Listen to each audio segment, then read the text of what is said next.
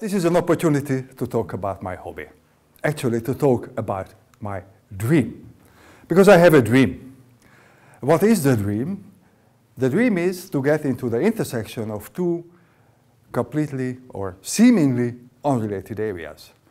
One is the area which is my comfort zone already for 15 years, and that is evolutionary computing, where evolutionary systems are controllable, manageable, governable, observable.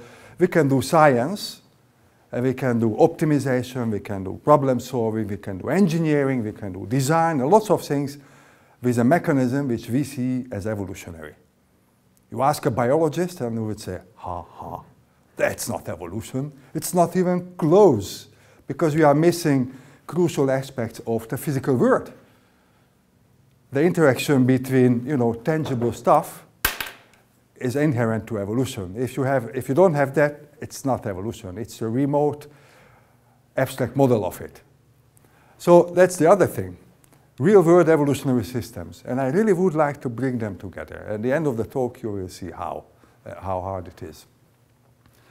So it's nice to have a dream. It's also nice to have a motivation for the dream. Why do I have this dream, actually?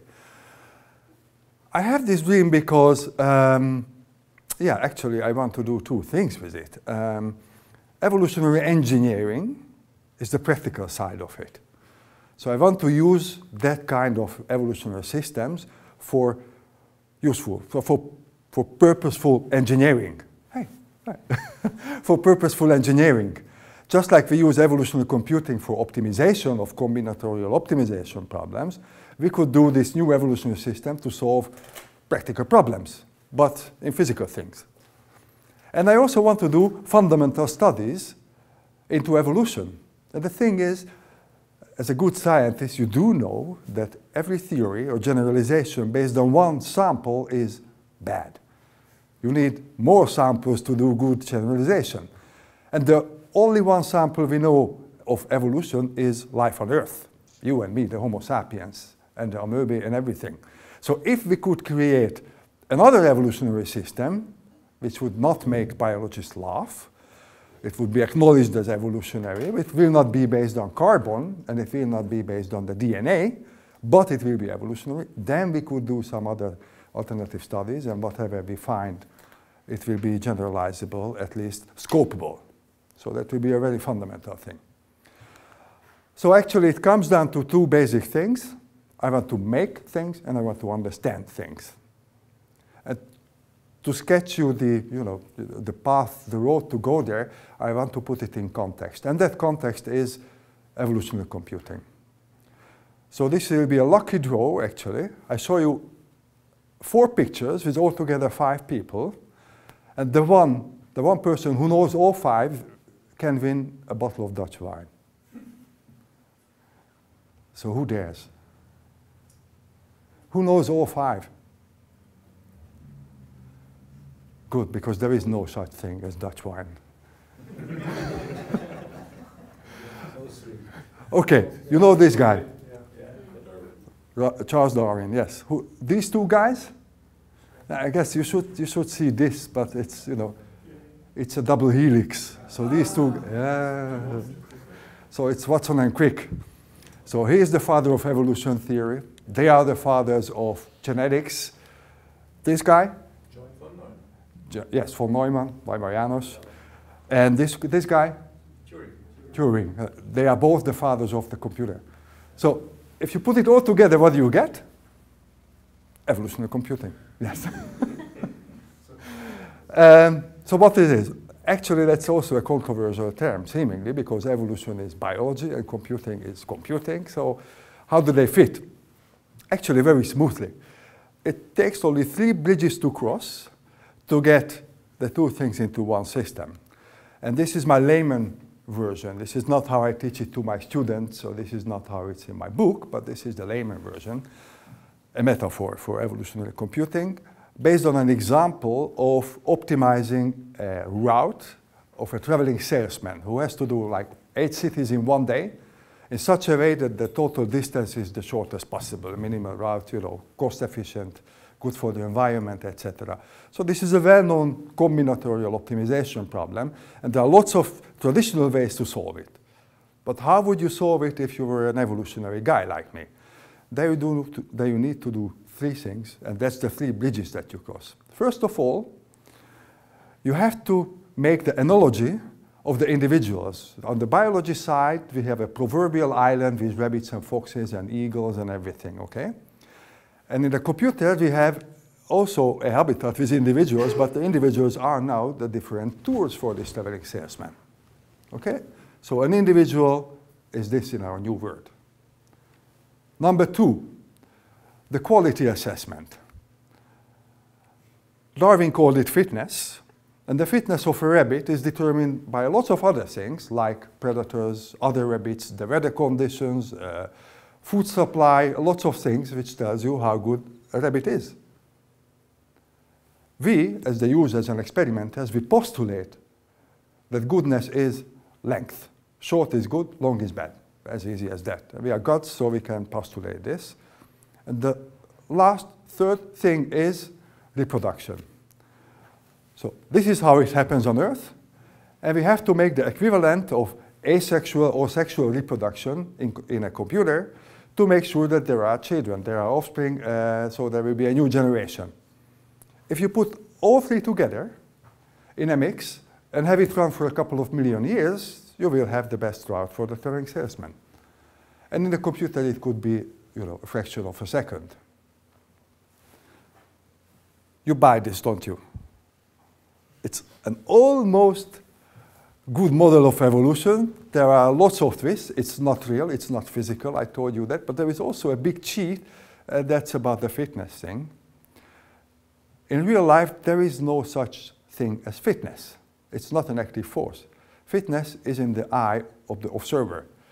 We count children of the rabbit, and if a rabbit has 1,000 children, then it's a fit one. If a rabbit dies before it gets any children, then it is not fit. So it's a secondary measure which the observer attributes to rabbits. In computer evolution, it's a primary measure. We, the observer, say short is good, long is bad. So first we calculate the length, and then we tell you the chances that you can survive and reproduce. Okay, so that's really an upside-down thing, which is not always understood. So this is the evolutionary stuff. I'm becoming a little bit more technical. If you want to make an evolutionary algorithm, then you have to do a couple of things. This is your to-do list. You have to find out who your solutions are, tools for the traveling salesman. You have to find out what is your genetic code, for instance, permutations of the city names. You have to tell how to vary these, like what is your mutation operator, swap two cities. What is your crossover operator, put two tools next to each other and then make something that produces you a third tool, inheriting some properties from pop and some properties from mom. And then you also have to do, you have to define the selection operators, and actually there are two, parent selection and survival selection. So who gets reproduced and who gets to survive for the next generation. And these are typically based on a fitness measure, which is very often explicit. So this is all. And you can write books about it, and you can have a whole career about it for 20 years, lots of publications. So here is also something to be mentioned, this genetic code thing. I was talking to an evolutionary biologist, and it was a completely lost contest. I tried to convince him that this is evolution, and at the end he convinced me that it isn't. And one thing he told me is a fact, I'm quoting him, so it's his responsibility, that the human genome, the whole information of you, and you, and you, and you, fits on a CD-ROM, while Microsoft Windows needs 2 DVDs. And who is more complex? You, and not Microsoft Office, or Windows, or whatever. So he asked me, where is the rest of the information? It's in the environment, and it's in the interaction with the environment. You know, a zygote undergoes a whole process until it gets a baby, and the baby undergoes afterwards a whole process until it gets a grown-up. Lots of interaction with the environment. So there is a lot which evolutionary computing does not model and is completely blind to. However, it is good through certain kind of things. And to understand how it all works, it has two pillars, two opposing forces. One force is pushing novelty. So crossover and mutation create you new stuff, and that's what brings you the fresh blood. That's where you are exploring the space of options. And the other force is quality. That's the selection operator, which chooses the fittest parents to reproduce and the fittest individuals to survive. So mutation and crossover increase diversity, and selection decreases diversity. And it really takes a lot of experience and black magic sometimes to balance them in such a way that you don't get into either direction too much. Too much exploration, and it's random walk. Too much selection pressure, and it's just stupid hill climbing. So there is somewhere a good balance. And the way to do it is parameter tuning or parameter control of evolutionary algorithm, and it's a whole science or art on its own, actually. So this is the introduction to evolution computing. You won't hear much more about it, about the details. If you want to know more, I can recommend you a very good book. And as an evaluation of the whole area, I want to mention 3 points. One point is, why do we like it? What are the good points, the positive points of evolutionary computing? They really can solve very complex problems. So here you see examples of electric circuits that were evolved, and the solution is comparable directly with hand-engineered solutions, and it beats them. There's a journal called Genetic Programming and Evolvable Machines, and in the first number of the first issue there was an invited paper from John Koza, who listed a number of criteria to compare evolution to human performance. And one of the criteria was the evolved solution is just as good or better than a patented solution, which is really good, it's measurable. And then already back then in 2000 there were like 18 something, and now probably there are 40 or even more. So we like it because they really can solve hard problems, and as that paper claims, they win from humans. Not always. I wouldn't use it for machine translation. Evolution is not a good approach, but for some problems it's really the killer approach. The second thing, what I like about evolutionary computing, it's so flexible that it can adjust, an algorithm is so flexible that it can adjust itself to a problem while solving that problem. So what you see here is from a publication of Günter Rudolph, and on the left-hand side here you see the fitness development over time. These are the consecutive generations, and this is obviously a minimization problem. You start with a random population, and then as time goes on, your population is going becoming better and better. You are minimizing a function, and then you change the function. So everything that was good is all of a sudden bad. It's what you call a dynamic optimization problem or a non-stationary problem. So the population has to readjust. This is the same population here and here, but with the new fitness function. It has to start all over again, and it can do it. This is already something very special. But this is even more interesting, because what you see there is the parameter values of a certain operator, the mutation operator. And as we know, mutation brings in the new stuff, but you could also see it, mutation is the stepping operator. It brings you to another location in the search space. And obviously when you start, you want to make big leaps because you want to sample the search space everywhere.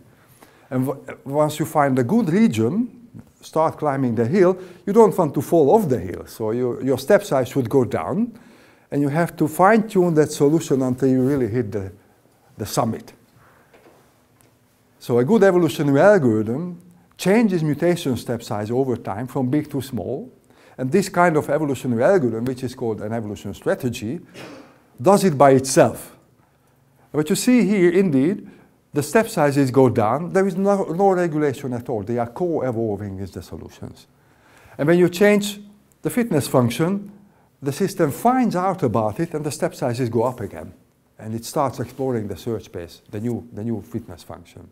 So this is a beautiful property which comes at handy if you want to have an evolutionary process which is autonomous and does not need a human always, tweaking the buttons of it.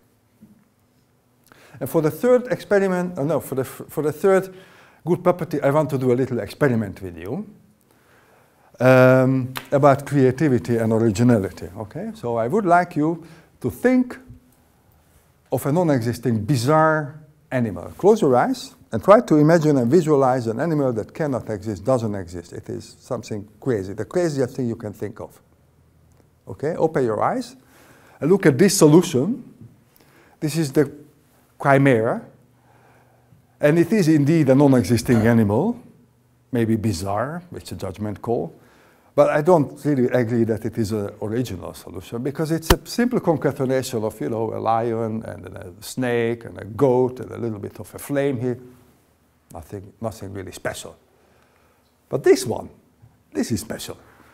Before the discovery of Australia, nobody ever imagined an animal with a pouch. Now we know it, so it's not such a strange thing, but so people thought that this was special. Now this is special. So what I'm claiming here is that evolution is really creative. It can come up with solutions that you would not. And the engineering example is the classic example of Ingo Reichenberg and Hans-Paul Schwefel in the jet nozzle optimization. Okay, so you can look it up. It's 74 or something. The end result of a jet nozzle is something that you would not expect from any reasonable person, unless drunk or So the balance of evolutionary computing is the following. On the good side, it can solve hard problems. It can cope with changes, and it can deliver really original solutions. And there is also bad news, of course. Parameter tuning is an issue, and runtimes can be an issue, depending on the hardware, or depending on the problem. People are used to pushing the button and the computer responding instantly. In the kinds of experiment that you and me are doing, it can take 2 weeks, sometimes even a month, until you get something back. So you have to live with it. Computers are getting faster, so experiments are getting shorter. It could be just a matter of time.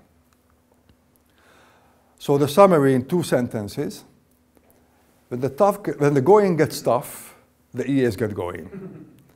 If you don't have a mathematical model, a good analytical approach to it, if you really have no idea, use evolution, it will work. And to put some more nuance in it, an evolutionary algorithm is a second best solver for any problem, because if you really have much time and money, you can always develop a special solver for that particular problem. But for the next problem, you will need, again, a lot of time and a lot of money.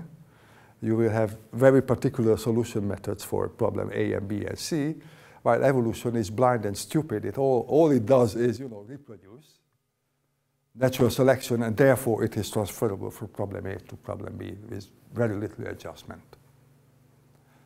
Put it in the historical perspective. What happened in the 20th century? Actually, we put the notion of evolution upside down, and we changed its context entirely. Evolution a la Darwin is something biological in wetware, and it's an explanatory concept. It explains something that had happened, the process which brought us the Homo sapiens. With the invention of the computer, we got the opportunity to make it not an explanatory, but a generative concept. It's the start of everything. It starts a new process in a completely new medium too. It goes from wetware to software, if you wish, from in vivo to in silico. So if we went from wetware to software, so what's the next logical step? Hardware. And if you think of hardware evolution, and if you Google robots evolution robotics images, then this is probably one of the better images, starting with a vacuum cleaner, and that's not part of the image, but I guess this is where it ends. So this would be hardware evolution. Does it exist? This is my answer to the whole thing. I want to put it in a bigger context. Evolutionary robotics is a term which is around already from, I guess, 2000, where the book of Nolfi and Floriano came out. And you could distinguish different streams in evolutionary robotics. You could either evolve the controller, the software part of a robot, or the morphology, the hardware part, the body of the robot. And you could do it offline with some evolutionary algorithm which runs until you are satisfied, and then you implement the solution. This is what you did, and this is what everybody does, actually. The size of the circle indicates the number of papers, and I didn't count really. It was just like something like this. And then you have this offline or an online approach, so you do it while working. Robots that are going about their tasks and undergo evolution, change their controllers, mutate and crossover controllers among themselves. So this is a huge majority, a very little majority, and this is just a handful of papers involving some morphology, and then sometimes you even print it with a 3D printer like Lipson and Pollack. And right there is nothing. There's just nothing there. There is no online evolution of morphology. So this picture, while appealing to your fantasy, it does not exist. Okay?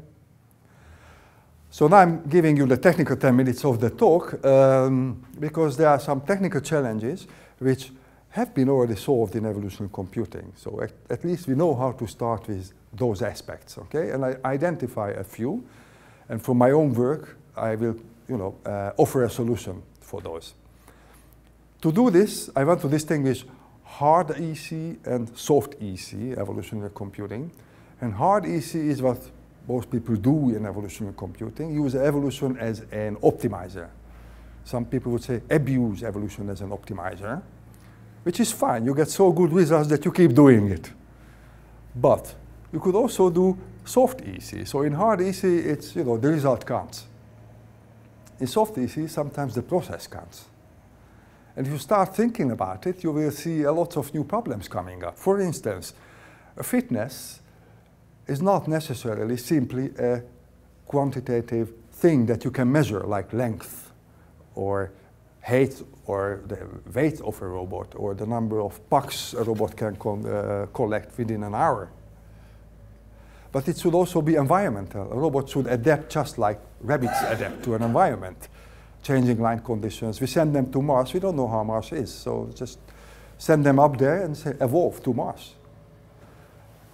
So there must be a combination of environmental fitness and practical skill-based fitness.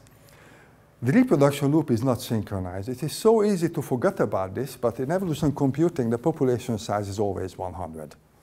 So if you want to publish a paper, my first advice is make population size 100. It will pass the reviewers. If you make it anything else, you say, why is population size 50 or 250? Did you tune it? And nobody really does. But the thing is, it's a fixed number, whatever it is. And there is this big evolutionary loop, the oracle, that kills 20 individuals and replaces them by 20 children. And therefore, there is not even a problem. But as we all know, in real life, it doesn't work like that. Because if somebody dies, it is not immediately replaced by a baby. And if a baby is born, the grandpa is not immediately killed. So the population sizes go up and down. Entities are in time and space. For an evolutionary algorithm, there is no time for the entities themselves. A tour for the traveling salesman, it doesn't have time. It gets evaluated. It takes some CPU time, but for the system itself, it's a completely stateless and timeless system. A robot, or a rabbit, or a human being undergoes, it can do stuff. It's embedded in space and time, and the evolution is also time embedded. So you could be tested for 1 year or 2 years, or in humans it's around 20 years when you make sure that you can get children or not, between 20 and 35 years, I guess. Okay, so that's your testing period. And the combination with learning. So that's an old question, of course, how learning and evolution are related. But if you have to solve this problem, like sending robots to Mars and have them evolve, you really have to throw everything at it that you have, including the learning stuff. But the combination is not trivial. So, for my own work, I will show you solutions to these problems for the autonomous selection and deselection, combination of learning and evolution, combination of objective-free and goal-driven evolution, and the changing time for fitness evaluations. I will try to be brief and not overly technical. For those who are interested in the technical parts, I always quote the article with the conference abbreviation so you could track them down. Autonomous deselection in a completely peer-to-peer evolutionary system. So what's the idea?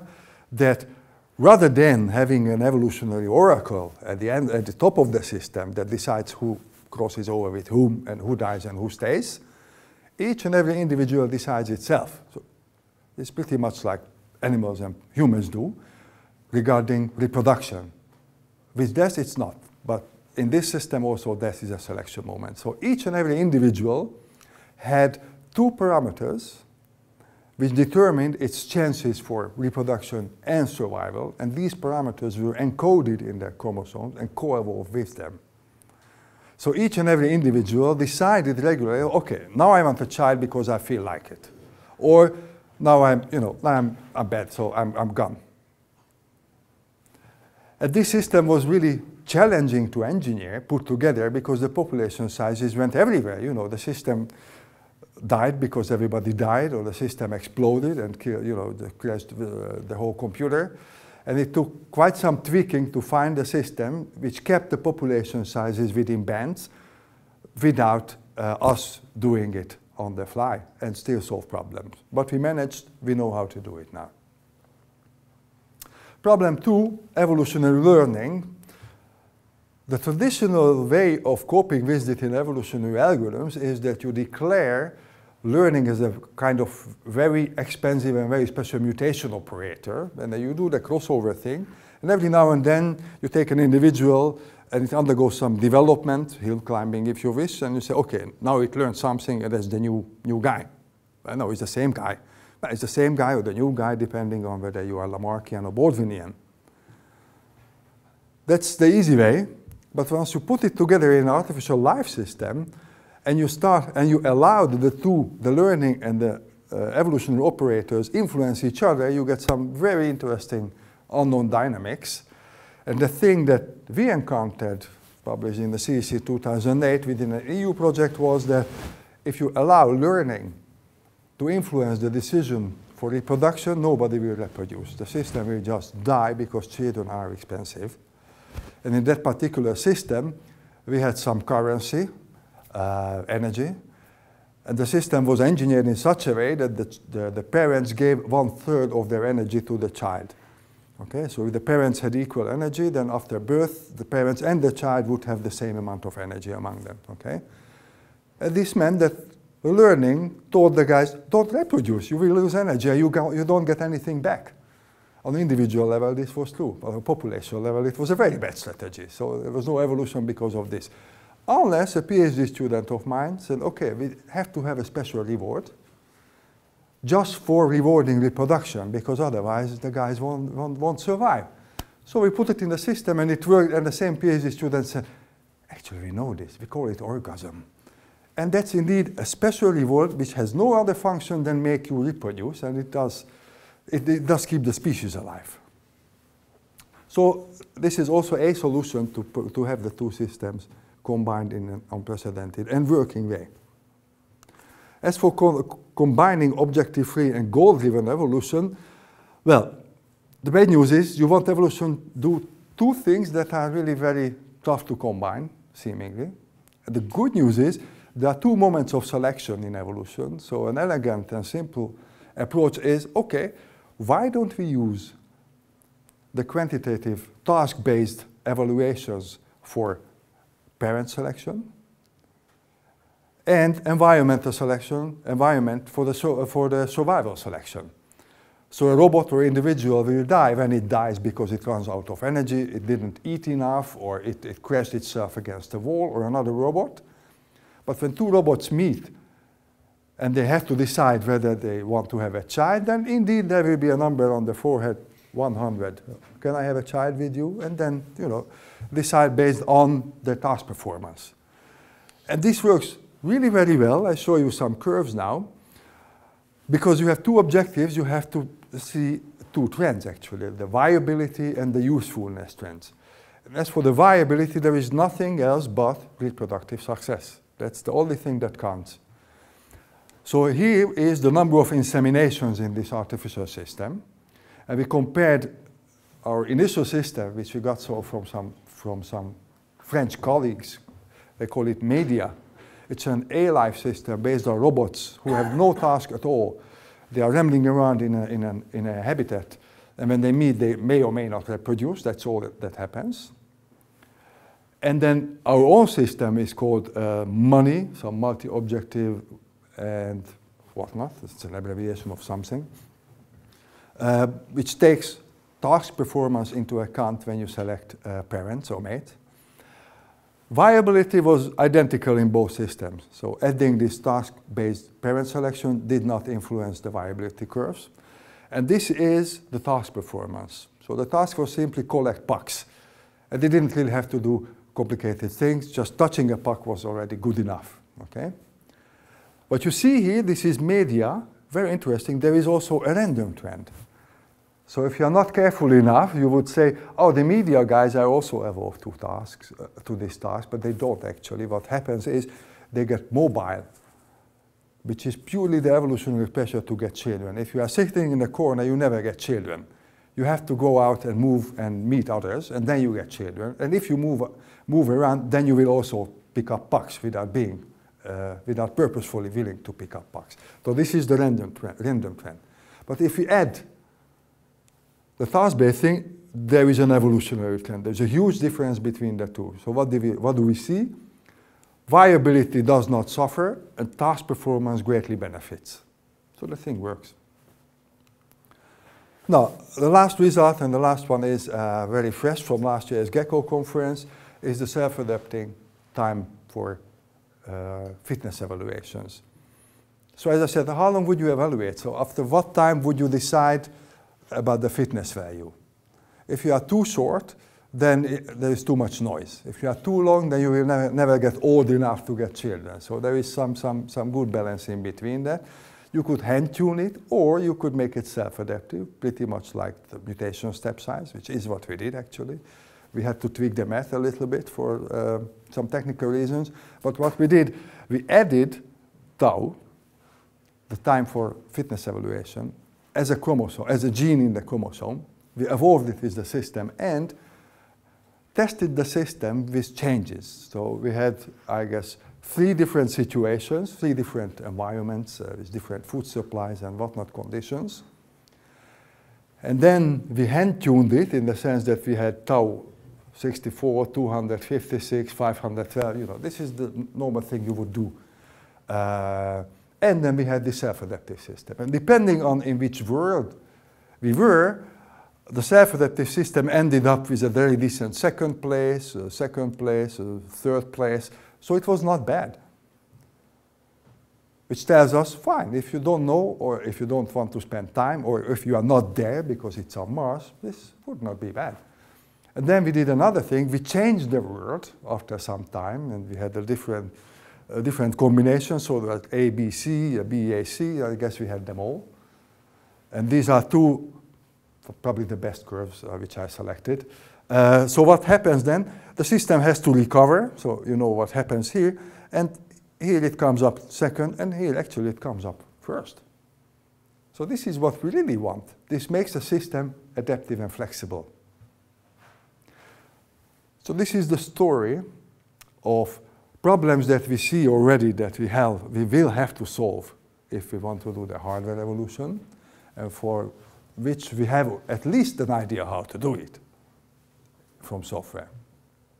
Now, let's look into this hardware thing. The key is embodiment. So we want to get out of the software world, out of the realm of virtual digital worlds, and get into the physical worlds. And then again, you can make a matrix or a table distinguishing the process and the result. If you think of it, the process can be digital or physical, and the result can be digital and physical. And actually, so this is what we normally do in evolutionary computing.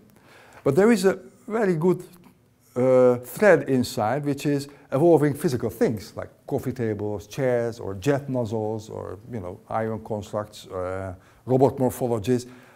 The process is in the digital space, but the result is in the physical space because you build it afterwards. You optimize by evolution. A process in the physical space which gives you a result in the digital space, I don't know, perhaps DNA computing. I put a question mark there because I'm not sure it makes all sense. But so this is where I want to get. What do you have there? Nothing. But if you had anything there, how would you call it? The evolution of things. Now what would be that evolution of things? In a historical perspective, it would be the step, the next big step, the 21st century version. So we had this in the 19th century in wetware. We had this in the 20th century in software. And we are going to have this in the 21st century in hardware. So that will be the future of evolutionary computing will be not in software and computing, strictly speaking, but in hardware outside in the physical world. So this is a vision. Maybe even a nice vision and an inspiring vision, but there are a couple of very, very nasty questions regarding this vision. So the first one is perhaps from why? And actually, I don't really have a very good answer to this, but I'm not the only one. There were other people who had visions and didn't have very good answers to the why, so you know who this is, you know, Dutch wine. He had a great vision of producing flying objects. And if you had asked him, like, okay, please write a 15 pages proposal and argue for the societal relevance and the significance for industry, he would never tell you this. This is what it led to, but he didn't do it because of this. He just had a dream. He just had a vision. I'm not saying I'm the same caliber, but at least I also have a dream which I don't have a good motivation for. Okay, so this is the why thing. And there is another nasty question about the how. Okay, yes, sure, yeah, fine, hardware revolution, but how would you do that? That's impossible. You cannot have a table and a chair getting a child. Yes, that may be even a bit far-fetched, but it's easier than you may think. Actually, there are at least 3 approaches to it.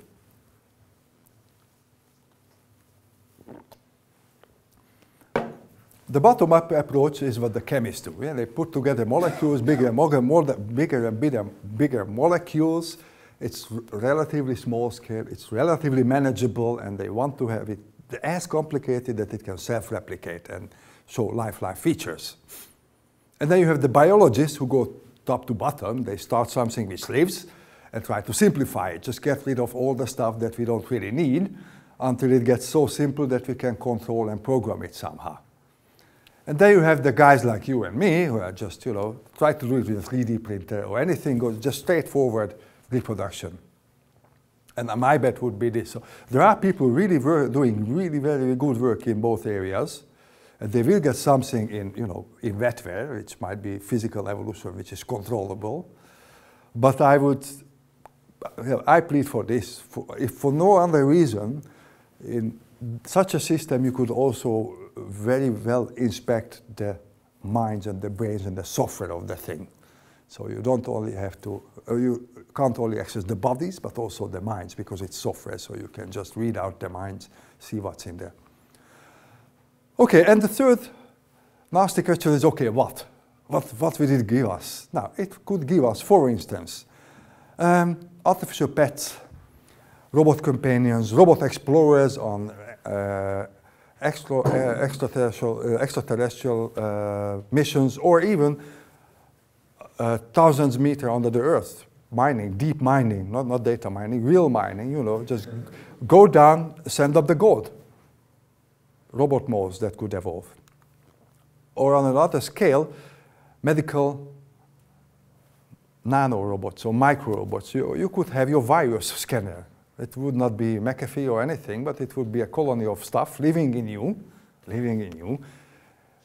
adapting to your body and, you know, fighting the germs and the cancer and whatnot. So to do this, we have a to-do list, and the to-do list is almost the same as the to-do list of an evolutionary computer person. We have to decide about the phenotypes, what physical objects we want. We have to have the genetic code, the representation. We have to have the reproduction operators, birth, not crossover and mutation in these things. We have to have selection, autonomous selection, because there is no God or user. And we have to have some fitness, which should cover the environment and the purpose.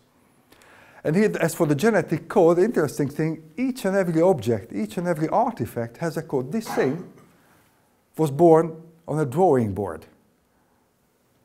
First, somebody make it a drawing. So it has a code, it's a drawing on a drawing table, and then it goes to the manufacturer who builds this thing. So there is a code, but the code is directed to production, and we will have to have code which is good for reproduction. The code of this and the code of this could not be just crossed over, and you won't get something out of it.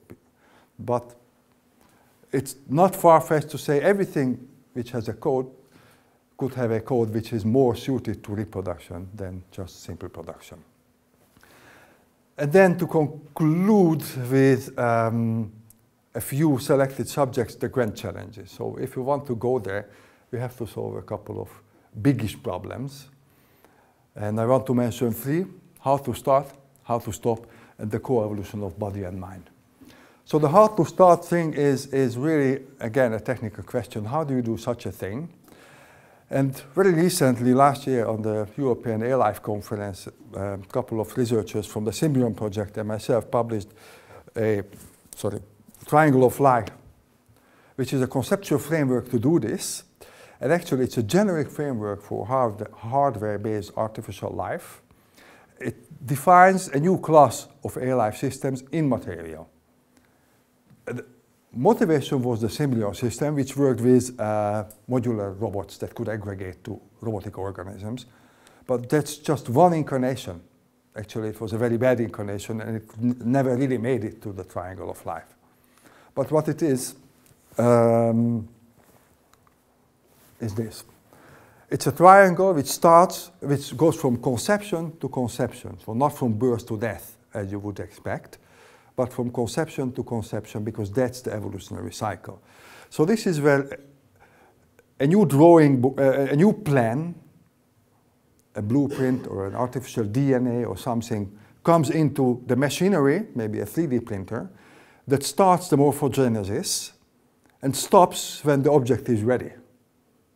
The cuckoo comes out of the egg, or the robot comes out of the 3D printer, or those little blocks, robot blocks, aggregated into some biggish multicellular robot organism. And then there is that little thing that can do nothing. It has a controller too, not only a body, it also has a mind, because it had two parents and it inherited the minds. But obviously, there is no guarantee that a good combination of a body and a mind in one parent combined with the other parent's body and mind would give you a body and a mind that fit each other. So pretty much like a little giraffe or a little calf, that thing has to, stand up and, learn how to move, learn how to avoid obstacles, learn how to distinguish, robots from the outside world. So it has to undergo some learning process, essential learning process, individual learning, not evolutionary level, individual learning inside the individual that makes it suited to the world. And if it dies, fine. If it survives, it passes some test or just maybe survives 20 years, then it's fertile. Then it proved itself, so then it can, mate and produce children. And this is the edge of maturity. So then it's all about survival or mating, or sometimes task performance, depending on the user. And if it is fit enough to survive this long and good enough, rich and famous and beautiful and intelligent and everything, then it can conceive a child, and then the whole cycle starts again. So we we have such a good idea of how to start. There are some things on this triangle, but challenges, but we know at least where they are. And this is a huge decomposition of the big problem. The second is how to stop. So why is this so important? We can't even start. Why don't we just think about stopping when we start? So no, that's a very, very bad idea. And I think of, radiation hazard. All those guys back in the 1940s, they really meant it was good science when they created the atom bomb. But it can be misused and abused, and it is. So we don't want to do the same. There is radiation hazard. There's also biohazard. Those biologists, they were just doing fundamental research, but now they are such nasty biological weapons that they really have to be in quarantine for 40 years and very heavily guarded buildings. We don't want biohazard. But if we start this, we could have robo-hazard. So what I'm saying, don't even start if you cannot stop. If you're a bit of an ethical scientist, then you only start with a system if you have a kill switch. And if your system does not have a kill switch built in, then you just shouldn't start. And no funding agency should ever give you money to start research with this if it can kill you, you know. An evolutionary computing process could crash your computer, so what? You just reinstall a software or even buy another hardware. But if those little guys are, evolving here, out in the wild, then the consequences could be much harder. And the last one is the coevolution of mind and body. So the interesting perspective, if you really think big and long, is with these new hardware, there will be also new software, actually. Each and every piece of hardware is based on the von Neumann architecture. And the software is, pretty much the same. And there is some neuro hardware, neuro software, it's coming up slowly. But I guess it's not a wild guess to say if the hardware is autonomously evolving, so will the software. And that means that the whole notion of a program and programming and software engineering and debugging and everything will change. Completely new hardware, completely new software. It will be non-von Neumannian. So to put it disrespectfully, von Neumann is dead. So this is the big vision. How far are we? Again, a metaphor or analogy. Compare evolutionary computing and the evolution of things. So this is evolutionary computing.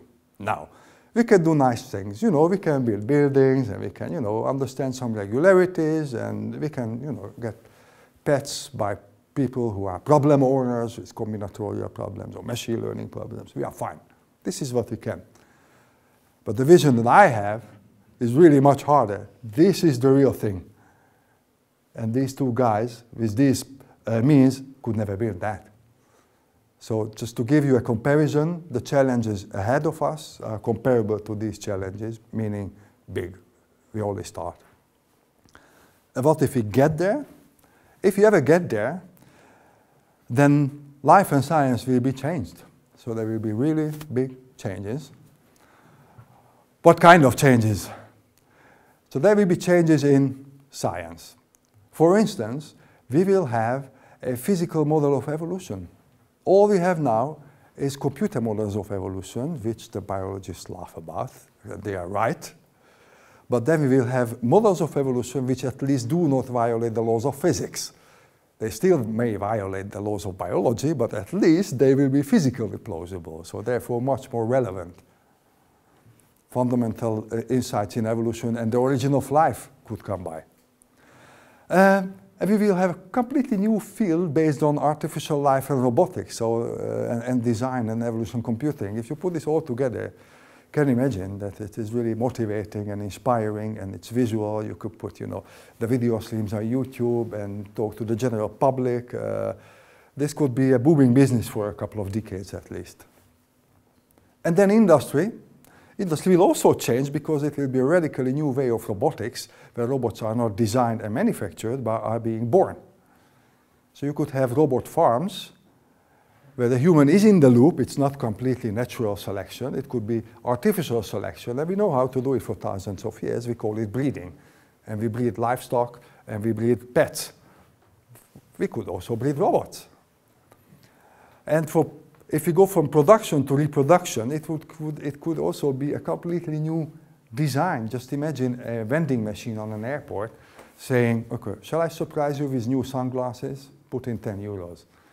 And then what you don't know, inside the machine, there is an evolutionary algorithm which is mutating and crossing over all the sunglass designs all over the airport. So you will have a global evolutionary process, maybe trending, design, fashion trends coming from Japan, all evolutionary and produced in 3D.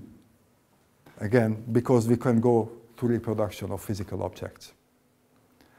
And once again, computers and computing will be never will never be the same again. So where will this all lead? The only analogy I could think of is biological evolution. And this is a simplified picture of biological evolution. I realize it's not easy to read. So this is the time. So this is, 400 million years ago, and this is today.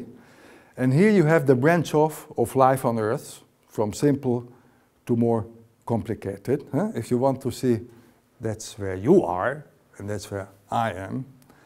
And if I look at this richness, if I look at this enormous diversity of this dynamical process, then, and think of this hardware revolution, then my conclusion is like, I have no idea where it will lead to, but I'm really very curious. Thank you.